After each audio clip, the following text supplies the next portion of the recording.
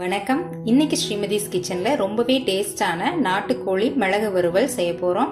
இதுக்கு 300 கிராம் அளவுக்கு நாட்டுக்கோழி எடுத்து கல்லுப்பு மஞ்சள் எல்லாம் போட்டு 2-3 தடவை நல்லா கழுவி சுத்தம் பண்ணி எடுத்து வச்சிருக்கேன். இந்த ரெசிபியை பிகினர்ஸ் கூட ரொம்ப ஈஸியா செய்ய முடியும். இதுக்கு தேவையானது ஃப்ரெஷ்ஷான ஒரே ஒரு மசாலா தான். அதுக்கு என்னென்ன பொருள் வேணும்னு சொல்றேன். 1 டீஸ்பூன் சோம்பு, 1 டீஸ்பூன் ஜீரகம், அப்புறமா 2 டீஸ்பூன் மிளகு. இப்போ ஒரு மிக்சர் ஜார்ல இந்த சோம்பு, சீரகம், மிளகு இது எல்லாத்தையும் சேர்த்துக்கலாம். இதை ஒரு கோர்ஸ் பவுடரா நம்ம அரைச்சு எடுத்துக்கலாம். நம்ம மிளகு வறுவலுக்கு தேவையான மசாலா பவுடர் ரெடி ஆயிருச்சு.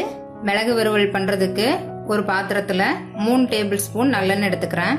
எண்ணெய் சூடானதுக்கு அப்புறமா 2 பட்டை, 3 கிராம்பு, 1 ஏலக்காய், 1 மராட்டி மொக்கு சேர்த்துக்கிறேன். அதை ஒரு 10 செகண்ட் வதக்கி விட்டதுக்கு அப்புறமா ஒரு 10 சின்ன வெங்காயம், அப்புறமா ஒரு பெரிய வெங்காயத்தை ஸ்லைஸ் பண்ணி எடுத்திருக்கேன். அதை உள்ள சேர்த்துக்கலாம்.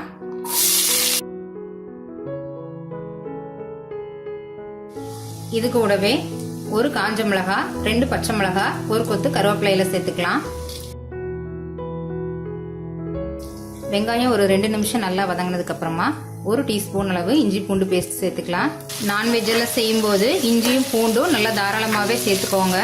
அது டேஸ்ட் கொடுக்கறதோட மட்டும் இல்லாமல் நம்ம சாப்பிட்றதையும் சீக்கிரமாக ஜீரணமாக செய்யும். இஞ்சி பூண்டோட பச்சை வாசனையில் போனதுக்கு அப்புறமா நம்ம எடுத்து வச்சிருக்கிற நாட்டுக்கோழி உள்ள சேர்த்துக்கலாம். இதையும் அந்த எண்ணெயிலேயே ஒரு 2-3 நிமிஷம் நல்லா வதக்கிக்கலாம். ஒரு 3 நிமிஷம் நல்லா வதக்கினதுக்கு அப்புறமா கொஞ்சம் மஞ்சத்தூள் சேர்த்துக்கலாம். 1/2 ஸ்பூன் அளவுக்கு கரம் மசாலா சேர்த்துக்கலாம். இது எல்லாத்தையும் நல்லா கலந்துக்கலாம்.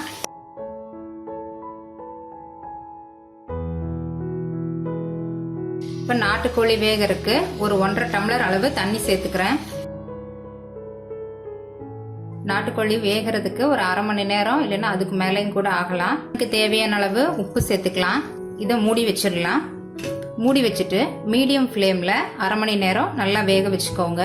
நடுவில் அப்பப்போ எடுத்து பார்த்து கிளறி விட்டுக்கோங்க. இப்போ ஒரு 20 நிமிஷம் ஆகிடுக்கு. சிக்கன் பாதி அளவு வெந்ததுக்கு அப்புறமா நம்ம அரைச்சி வச்சிருக்கிற சீரகம், மிளகு, சோம்பு பவுடரை உள்ள சேர்த்துக்கலாம்.